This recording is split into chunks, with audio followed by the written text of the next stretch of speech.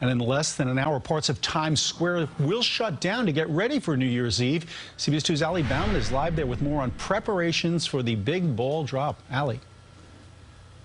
Well, Dick, any other year, people would be camping out here all day tomorrow, holding their spot without a bathroom break until midnight. This year, police will be patrolling the perimeter of the frozen zone here, and the NYPD says don't even try to catch a glimpse of the ball drop in person.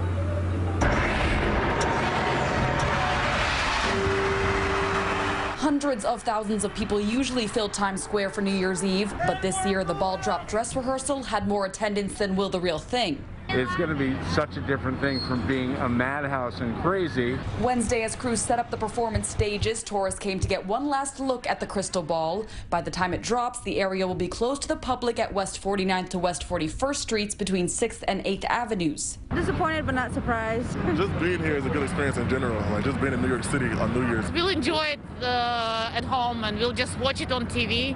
Even guests of the 5 big hotels in the free zone will have to stay inside. The lack of December 31st crowds are going to be a big blow for this newsstand in the heart of Times Square. Sad, what can you do? We try, you know.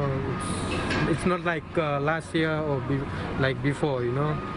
It's hard now. The NYPD will have about 80% fewer officers guarding the area than years past. We're going to have teams working up and down those blocks. Anyone that starts to gather, they're going to be told to move along.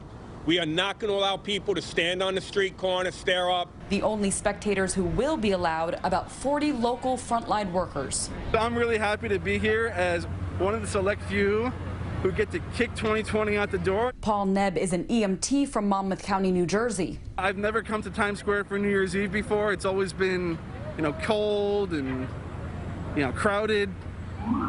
And here, this is my opportunity. Now, I've covered New Year's Eve in years past, and normally restaurants like Olive Garden here would be selling $400 tickets for a table so people can watch the ball drop through the window. This year, of course, the restaurant can only do takeout. We're live in Times Square. Allie Bauman, CBS 2 News. All right, Allie, thanks very much.